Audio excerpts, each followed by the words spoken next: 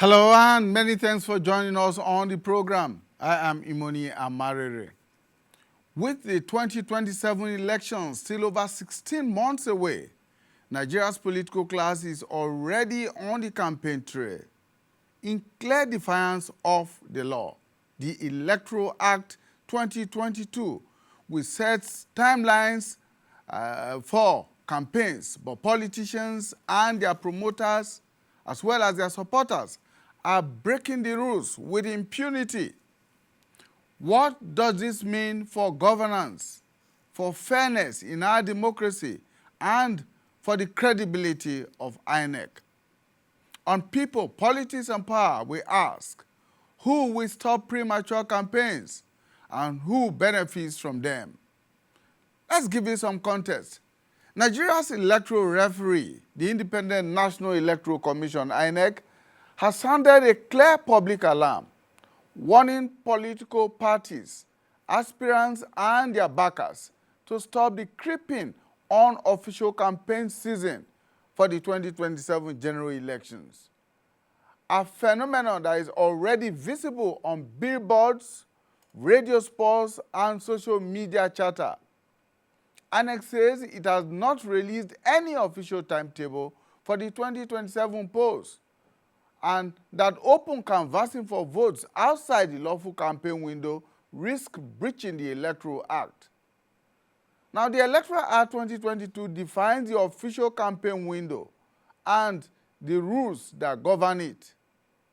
Public campaigns by political parties may only commence 150 days before polling day and must end 24 hours before voting begins. The Act further requires candidates and political parties to campaign in line with rules and regulations determined by Inec.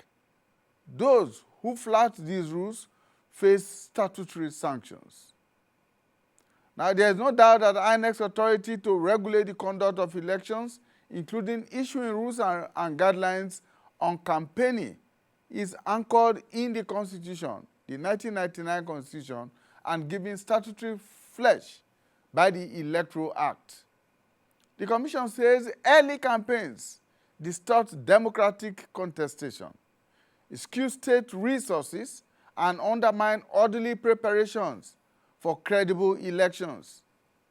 Now, political analysts also say premature campaigning is not an abstract.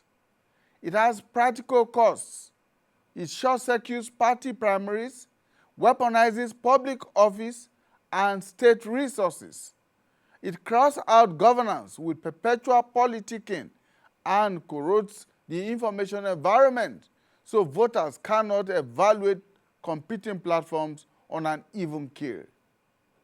Now, as the clock to 2027 begins to tick in earnest, the challenge is twofold: to uphold the letter of the law, the campaign timelines and rules set out in the Electoral Act, and to defend the spirit of democratic competition, fair, informed, and accountable. If early campaigning becomes the new normal, what happens to law, order, and the voter? Well, join us as we analyze and dissect the issues on the program. And I'm joined in the studio by Mr. Ezenwa Nwagu. Mr. Nwagu is the Executive Director of PACA. PACA, of course, being the Peering Advocacy and Advancement Center in Africa. That's a non-governmental, non-profit organization which supports and promotes electoral reforms in Nigeria. Thank you so much for joining us. Thank you. Also joining us is Mr. Wilfred Ifoga. Mr. Ifoga is a Deputy Director at Inec. In fact, he's the Deputy Director of Publicity at the Independent National Electoral Commission. Thank you so much, Mr. Ifoga. Thanks for having me. joining us. Thank you. All right. So maybe we should begin this way. Mr. Ifoga, let's get to understand the provisions of the Constitution and of the Electoral Act that clearly stipulates when politicians, political parties, and their supporters can carry out public campaigns. Okay, I would like to start like this. before any elective position, the commission will give a notification for that particular position that has to be vied for in terms of election. And it provides 360 days for that in the Electoral Act. And thereafter, when this particular announcement is made, that now gives room for the stakeholders involved, especially the political parties, to enable them prepare, do their party primaries, they do their nominations, and thereafter their candidates emerge. That now becomes the flag bearer.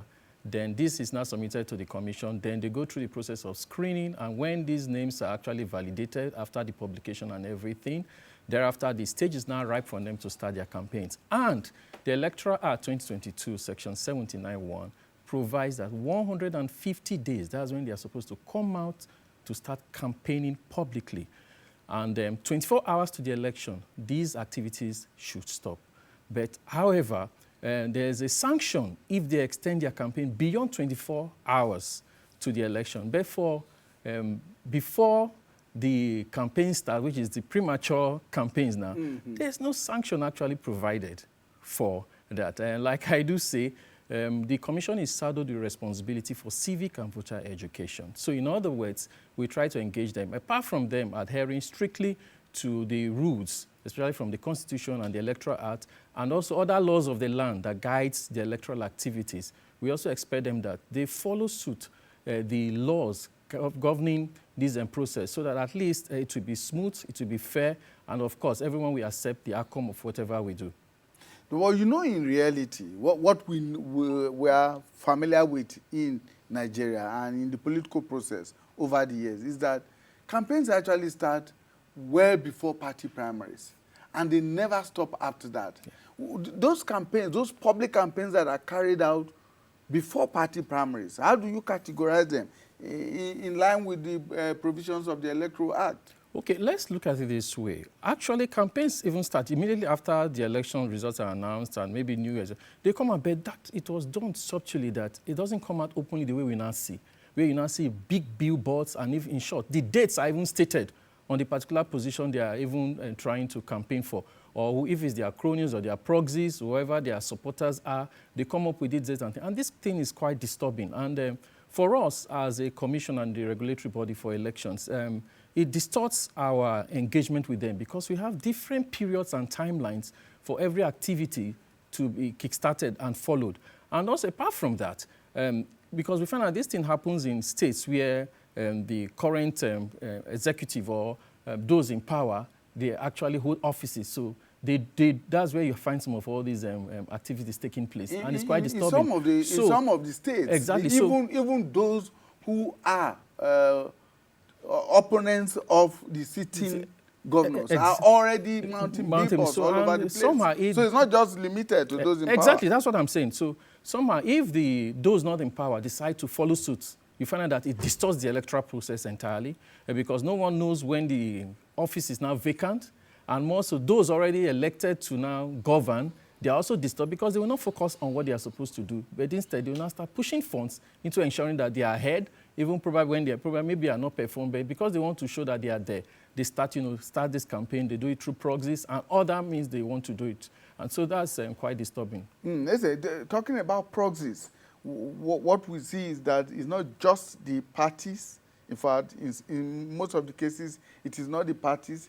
It's not just the candidates but the aspirants to those offices, their supporters and their promoters that are very engaged in this. And that now leads to the issue of whether or not the provisions of the Electoral Act that states that there's a violation in that regard, whether the provisions are strict enough to deter anyone. And that they are not just there for decoration, and people just neglect them and go ahead and do what they want. If we are discussing premature campaign, no law is broken. That's the truth. So we are raising issues of morality. And once your conversation is a moral conversation, then sanctions cannot be applied. The section that we refer to is clear. 150 days, yes. 24 hours. And the people that can get involved in that are not aspirants.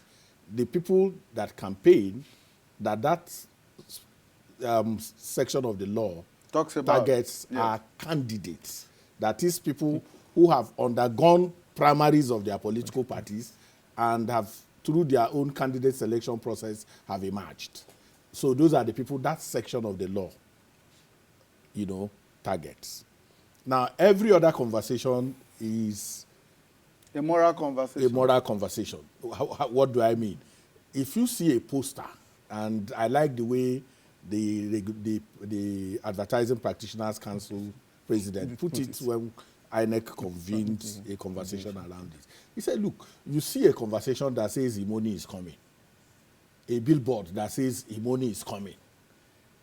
I can't sanction anybody for putting Imoni is coming, even though I know that even if he says Imoni is coming 2027, it could be a wedding, it could be a crusade, it could be anything.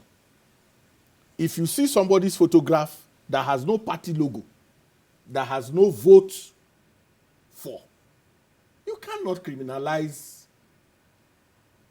So it is simply the unfortunate ingenuity of the Nigerian politician who takes advantage of every loophole to foul the environment and put us in this situation where we're having a conversation that nobody can do anything about. And you were talking about third party campaigns. If it is criminalized and you are my opponent, I can put up a billboard in your name in order to implicate me, to put you in trouble. Yes. So if it's disqualification, so it's really a conversation that has to shift away from the legal route to the domain of conscience, the domain of statesmanship, the domain of level playing. And it's not just, like you said, it's not just the dominant political parties. The bigger tragedy that we have today is that we have people that are now opposition figures, not opposition political parties. These opposition figures start from immediately the day after election to start campaign. It starts first from prolonged litigation, where you go from one court to the other, and every time it is spotlighted. Oh, what went wrong? What didn't go well? How we were cheated? And through that process, you create victimhood. Now, victimhood is catching the sympathy of the people to say, look, they stole my mandate. And if they stole my mandate, we are fighting this to the end. When the end comes, it is not the political party that opposes policy of government.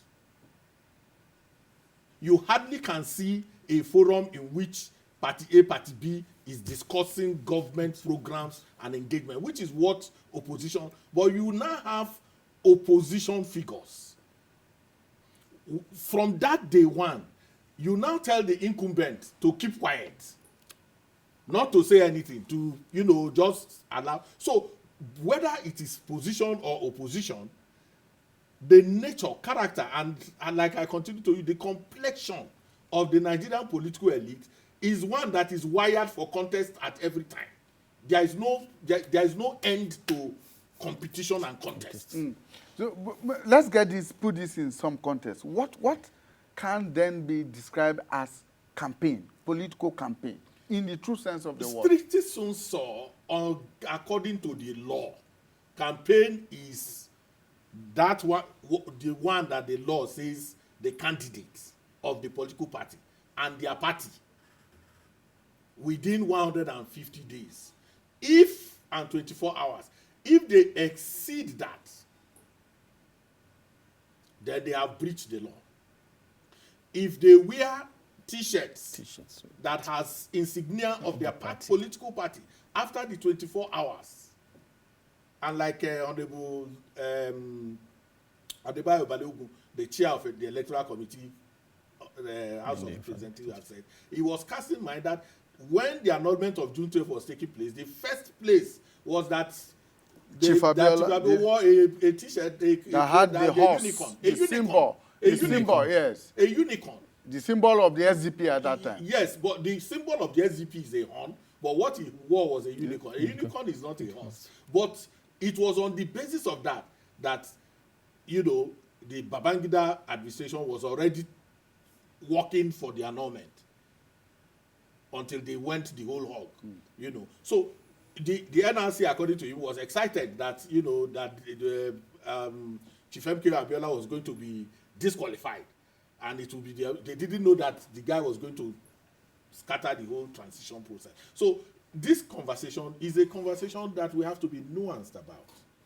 So legally speaking, according to the Electoral Act, the relevant sections that he has quoted, 94, 79, and they are all very clear about what is a breach of campaign.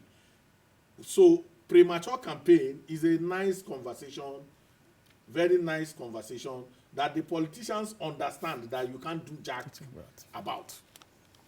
Now, Mr. Foka, yes, let me bring you back to that provision of the Electoral Act 2022. Okay. Specifically, Section 94(1). Okay. It says, for the purpose of this act, the period of campaigning in public by every political party shall commence 150 days before polling day and end 24 hours prior to that day. Yes. My emphasis here is on political parties. It does not even talk about candidates or aspirants, yes, as it says.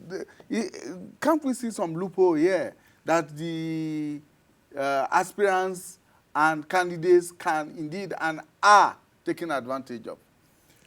Okay, let's look at it this way. You know, why we say 150 days before the election, remember the commission monitors the activities of their campaigns.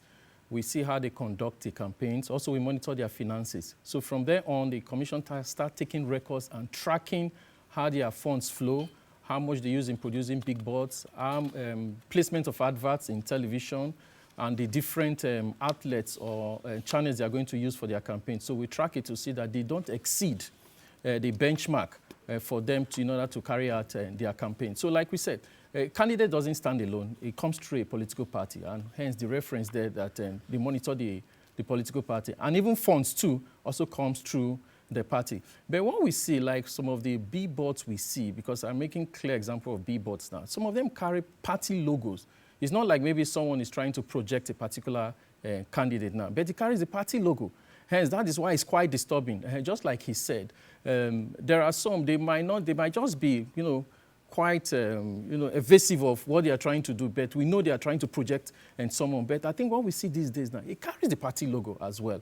So that's why we know, and people have been saying, no, Inec is not powerful enough in order for them to stamp their feet on ground to say, no, you cannot do this. But like he said, because of the restriction of the law, there's not much we can really do other than the engagement we did have. And that was on Wednesday when we had a round table. Yeah, we had these discussions and things like that, and then we found out that, oh, there's nothing we can really do. But based on that discussion, certain recommendations came up on what to do. Continue to engage so that they will see some of the negative aspect of these actions they are taking. And also there has to be a multi-agency collaboration in order to ensure that those found wanting to can be brought to book. And apart from that, the enabling laws too has to be strengthened, and where they find out that the commission is not able to act because of the electoral framework, it has to be enhanced as well so that we can do more in terms of not just saying it, but also if anyone is found guilty of it, we should be able to sanction that particular person. So those were some of the recommendations. The electoral law as it is now, yes, does not give Inec much powers. But of course, that same electoral act also empowers the commission to formulate guidelines, yes, that political parties and their candidates can follow.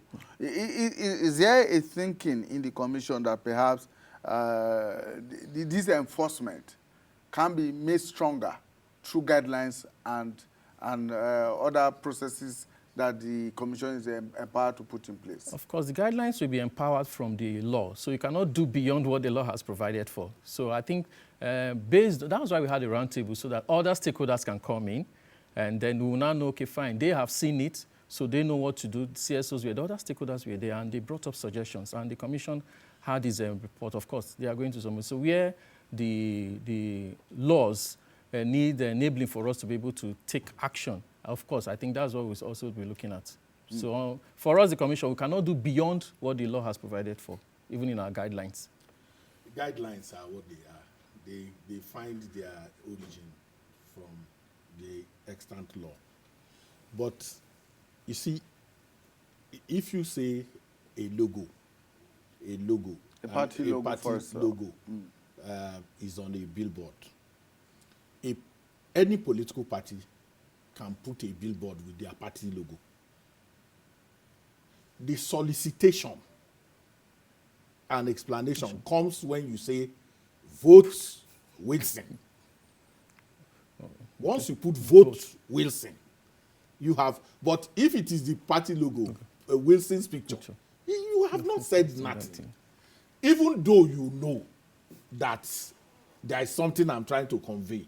These guys, like I said, follow, they know the, you see, part of the tragedy of our conversation is that the politicians know this law. They make the law. Don't forget that the people who make your laws are politicians, and they infuse the loophole.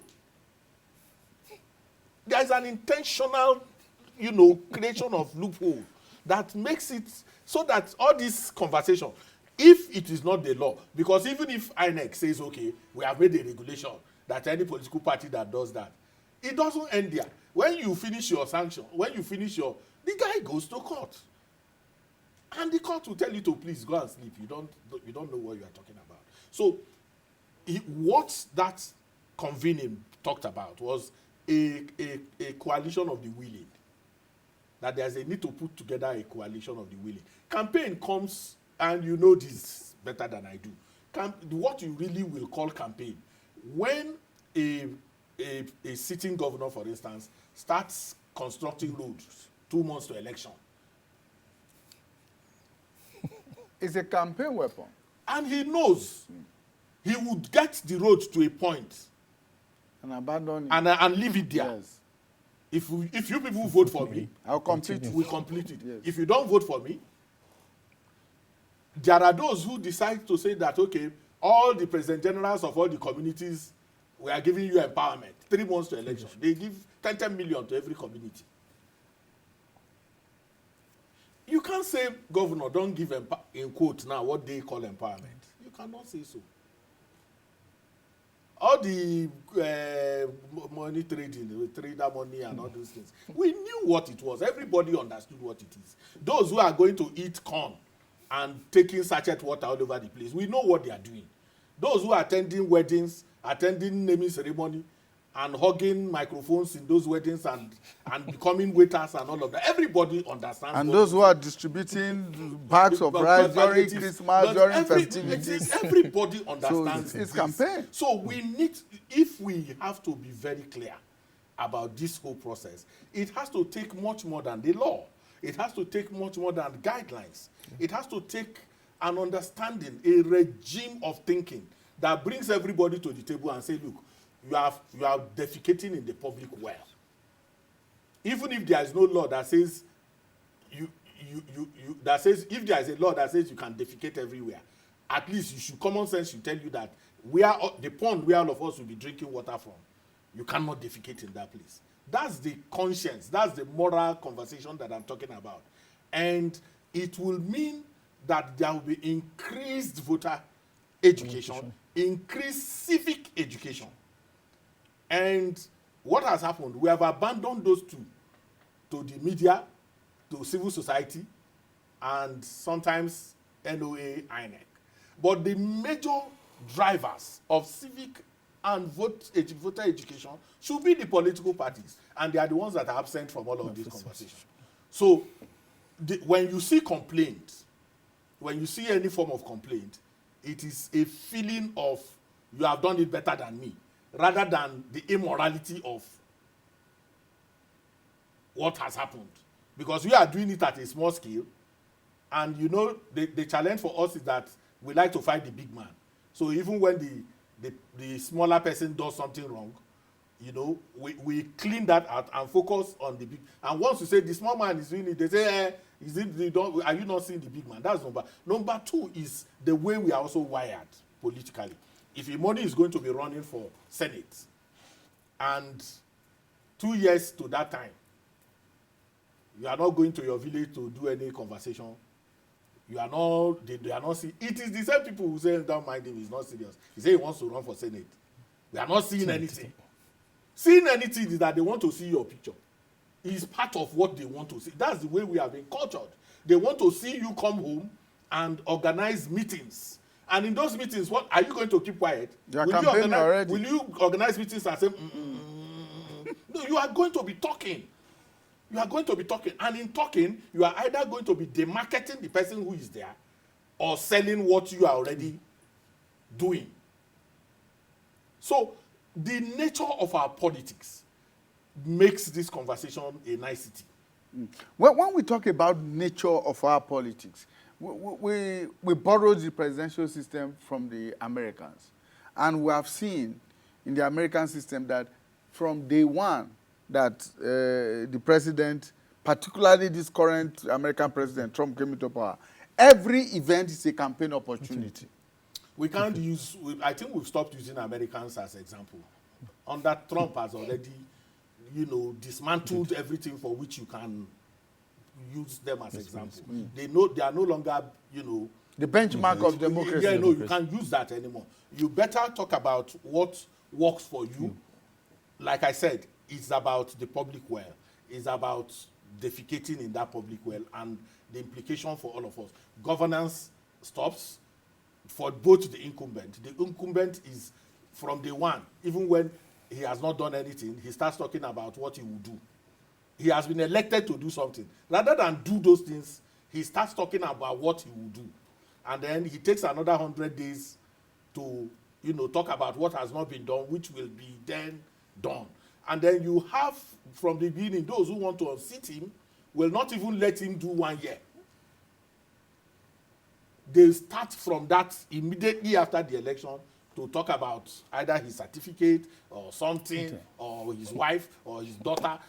So all of those things are part of what is worrying self-respecting people within the political, you know, ecosystem. To say, look, how do we checkmate these people? And I'm saying the recommendations of a multi-stakeholder, you know, approach to engaging this issue looks more reasonable to me.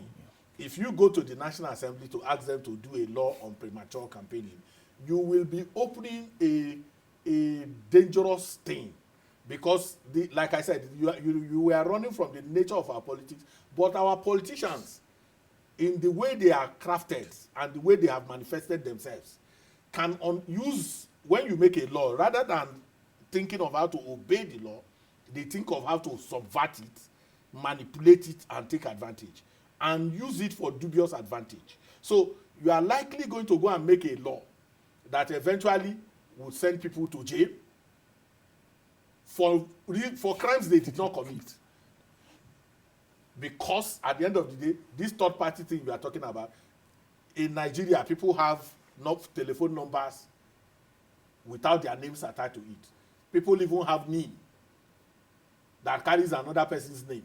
So if you say you go to do the advert, and then when you get to the advert, I can use another person's name, place an advert in your name, and they say, I can bring the name of the person. You bring a name that's, and then you're already in court. Because sometimes the court system is also used to hold you down, not necessarily because they know they are going to get any outcome. The court system can be to just distract you within the period you'll be facing, whether you are the one that plays the advert, you are not the one that plays the advert. At the end of the day, the court will say you are not the one that plays that. The third party cannot be, but you have done High Court, you have done Court of Appeal, and you have done Supreme Court. And all of those things are time wasting. So when we want to make a law, when we are asking for reform, we don't say because something is scratching us, then we scratch out blood. We have to be careful. We have to be very careful and think through the process. That Inec convening is not sufficient. There has to be much more, you know, multi-stakeholder convening that can think through what is possible to ensure that every player is brought on the table to think through, even if it is an MOU. Even if, like we are doing with what do you call it, peace accord. Like we are doing with, even though it's a moral instrument, but it has implications. It has worked relatively, well for hemming in the politicians. So on this one, we can also have a situation in which we can do an MOU and say, politicians, candidates, please don't foul this air, allow governance, and if they make their contributions and agree, then when you breach that MOU, we can name and shame. Because the name and shame is also within the moral. We can call you out that you signed an agreement, but you are not abiding by that agreement. So there is a lot more that can be done around it. But please don't go the legal route, because once you go that way, you are going to have. Mr. Fogarty, yes. I mean, from all that have been said, yes, it appears that the Electoral Commission has a Herculean task on his hands, because whereas those who are in power tout their achievements out there, which is also a subtle form of campaign. Those who want to unseat them are now challenged to now respond by saying, no, you have not done this well, or I could do this better. And all of these are forms of campaign. And I'm just wondering how the Electoral Commission can actually pin anyone down in this circumstance. And even if there is a law to criminalize or punish such deviance, how it can do it and do it effectively, other than the moral suasion that Eze is talking about. All right, there was, I think, not quite long on a program still here, I talked about one of the mandates of the commission is for civic and voter education. And he mentioned one thing there. Why the CSOs, including Inec, NOAA, and other sister organizations, they are doing their best in order to enlighten other stakeholders. But you find out that within the party structures, they seem to neglect that. And that should be one very good aspect of the political party structure, to also educate their followers, not just on the electoral issues, but also their civic responsibilities. Because I said, as a leader or a would-be leader, and you want people to vote you in, it's expected that you should be above certain moral level where people look up to you, because it's expected that whatever you do, they are looking up to you in order to follow suit. So laws have been made. The electoral laws have been instituted for us to guide our process, and we see you, who is supposed to be our leader, flouting some of these laws. And owner is expected that when you do some of all these things, in other climes, breaking some of these laws, even when there are no sanctions, is enough for people to make their choice of the kind of leader who you are going to be. So that was why I said, for the side of the commission, we'll continue to engage. Like you also said, it is still engagement, because if you probably take the aspect of the law to, it's going to still be very Herculean for us to get a particular point. But it's still this continuous engagement. Yes, we've had a roundtable, and part of it was this multi-agency collaboration, and there are still some other aspects. And I know, because it's quite disturbing, because apart from what it tends to portend for other issues, it gives the commission a negative, how will I put it, a negative image, because it seems as if we are not doing enough. But then we have restriction because of the law and the sanctions not there to actually control this bill. But we'll continue to engage them, and we hope that we've done it at the national level, we'll continue to do it, and we expect it to cascade.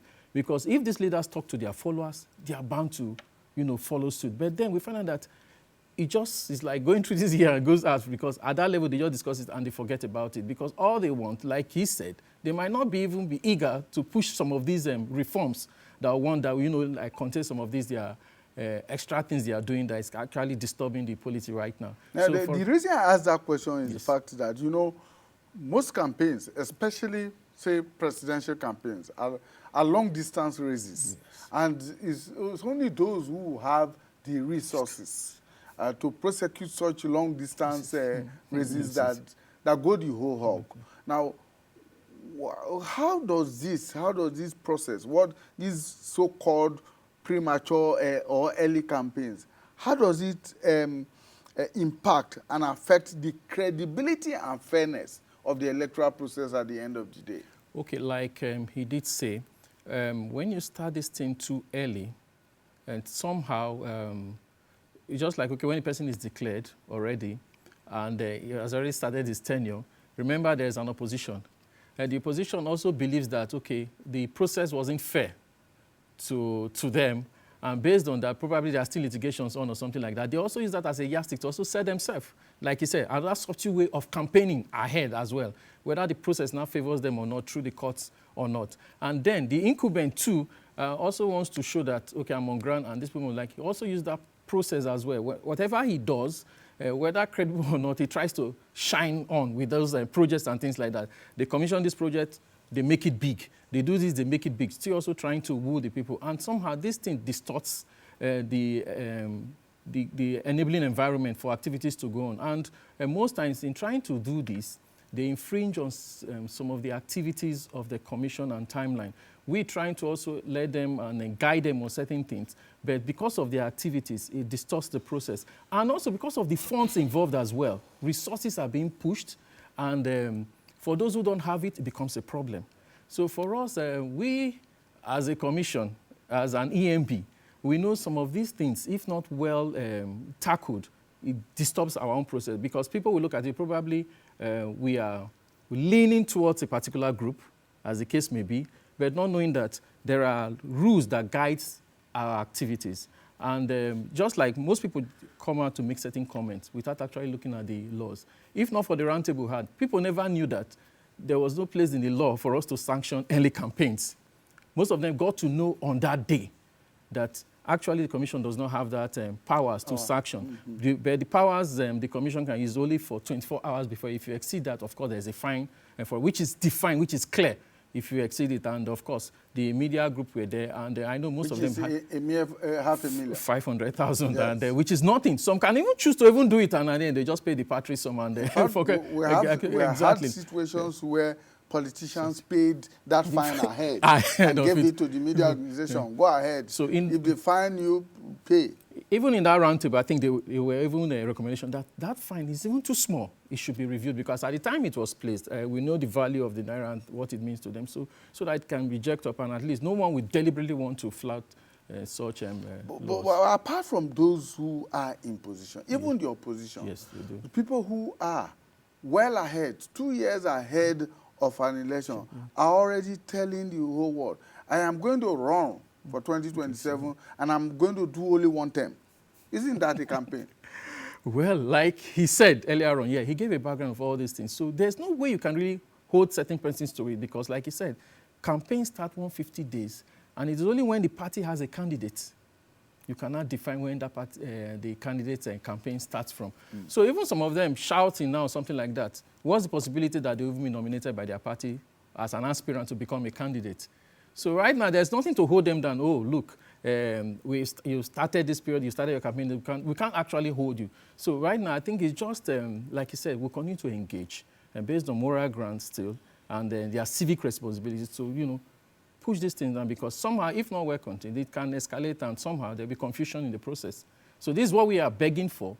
Allow us control you as a commission and regulatory body, even if there's no main sanction, but let our timelines for different activities flow so that there will be no breach. Let's shift attention a bit to what this does to governance, to government policies, to developmental projects and plans. These kind of, we call it premature early campaigns now, that is coming from everywhere. If the opposition is hitting at a sitting government, for instance, and the sitting government decides to respond by saying, look, this is what we're doing, and all of that. I mean, how does all of these distract from the whole question of governance, the provision of good governance? There is a thin line between criminalizing aspiration, which is also a democratic right. People have a right to aspire, and they cannot aspire in taciturnity. They can't keep quiet and say, I want to aspire. They have to express their aspiration. That is number one. What does not work, or what has become a concern, And really, the first question I would ask you is, who is really complaining? Me and you. Yeah, we are the ones complaining. No, it's me and you complaining. And the Electoral Commission. And the Electoral Commission. The politicians are are not complaining. They are not. So when they watch this program, they will say these are meddlesome interlopers. You are not running the election. You don't understand, they say. You don't understand anything. So we have to come to the point where we understand that these distractions is never about the people in the first instance. But the man who is... I talked about something which a lot of people don't pay attention to. The emergence of opposition figures as against opposition parties. Opposition figures that parties cannot control. You now have figures that their political parties cannot control. They are bigger than the political parties. Indeed, they appropriate the party to themselves. There are parties that are not even dominant, that you don't know who their national public secretary is. You don't know when they had a national executive council. You only have one person talking. And he can talk all year round. And he talks it under the name of a party. There is no NEC, there is no National Working Committee, there is no... So when you have opposition figures, they run amok because there is no control. So what do? They leave their political party. They are members of the opposition party in the first instance. And then they leave it, join another one. And from the day they enter that party, they start campaigning against a party that they originally belonged to, that has not even done 2 years. Meaning that whatever is even happening is something. So when you look at it, until you have political parties that function in the true sense, where the national chairman can call me easy and say, this is our party, I am the national chairman, you cannot be talking for us. I don't know if you understand. There are IPAC is there. The dominant political parties don't respect IPAC. They won't go to their meetings. They don't even care about them. So the distraction is part of a collective, if you like. Collective is a collective thing, because the government now is a response, is only a reactionary government reacting to. In fact, we have seen a whole media business converted to responding to. And nobody's asking, is this private money? Is this public money? Where a whole television, somebody has gone to TV, a program that ends by 8 o'clock, he sits on the TV and extends the time. By himself, extend the time and say, this program will not end, I have paid. And nobody is worried. So you now want me to start talking about, I say it's a moral conversation, and I insist on that the people have turned politics to 4 years business. From beginning, immediately after the election, campaign starts. They will give 3 months window to see whether they will get appointment,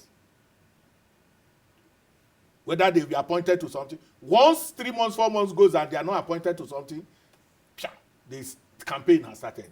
So government will respond to them, they will respond to government, and then the whole accountability mechanism. If you now ask government, what have you done in the last few months as a civil society media enthusiast? They say you are supporting opposition. So if you tell opposition what you are doing through these unnecessary litigations and going to eat corn everywhere and all that, they say you are supporting. So the civil society media is even blackmailed to respond. So the people suffer. That's the point that I'm making. Because the instruments of accountability within the system are civil society and the media.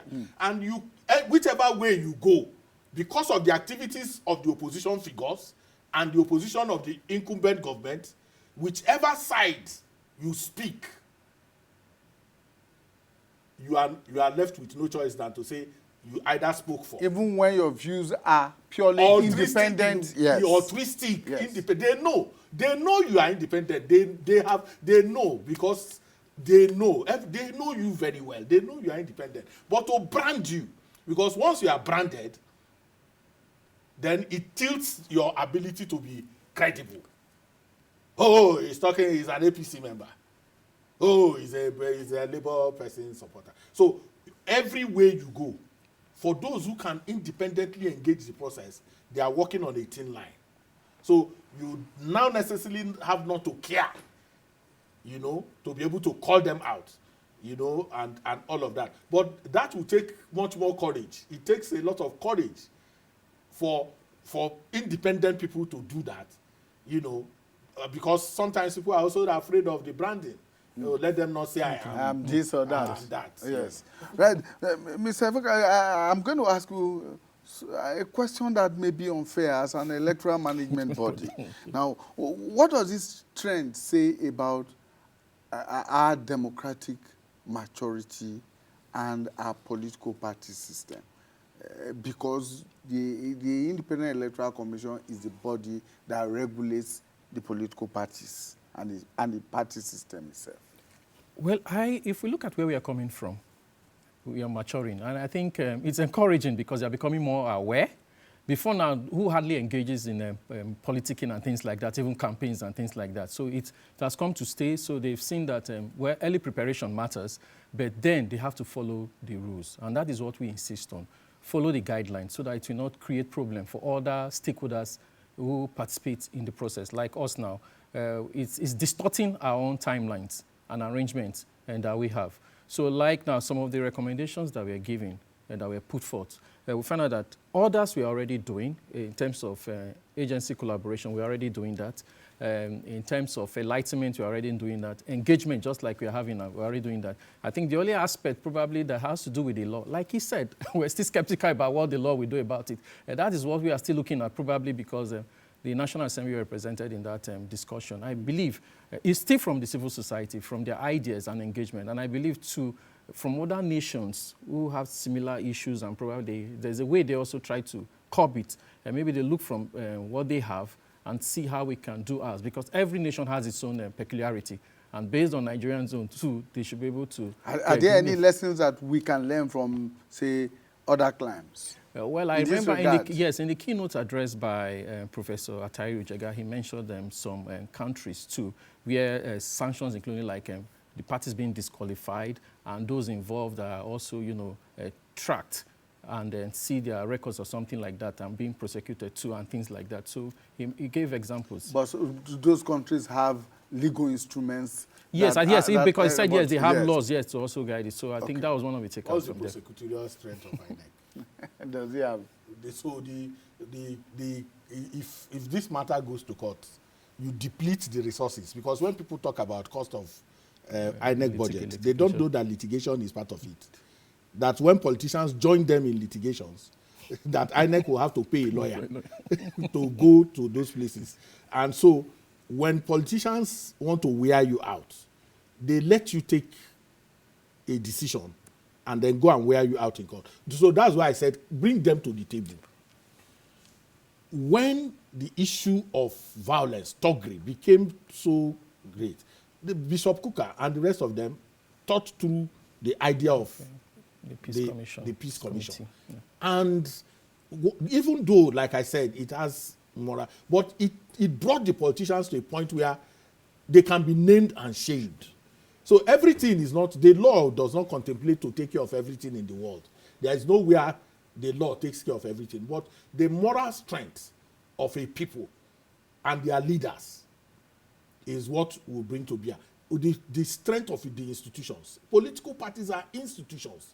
They are public institutions. And they should be led by people, and the laws governing those political parties must be obeyed by members of those political parties. When you have people who are bigger than their political parties, who own those parties, they are the owners of the party. Like we have seen, people are owning parties. and determining what happens in those parties. And on They national are television, possibly learning very good lessons from Trump on, and his Republican on party. national television, somebody says, I kicked out the national, I kicked. You really, yeah, I kicked him out. National chairman of a party and a member of the party. We watched Adisa Akinloye of the MPN days. President Shehu Shagari will he does not sit at the top table. Today, you have a member of the party coming on national television and say, I kicked out the chairman. I kicked him out. And because he installed him. So. All right, gentlemen, let's leave it at that. Thank you so much for your time. Ezewan Wagu is the Executive Director, PACA, Peering Advocacy and Advancement Center in Africa. Thank you so much for your time. And Mr. Wilfred Ifoga is the Deputy Director of Publicity at the Independent National Electoral Commission, INEC. Thank you for your time. Thanks for having me. Well, that's our program for today. Please join us again when we bring you another edition of People, Politics, and Power. Bye for now.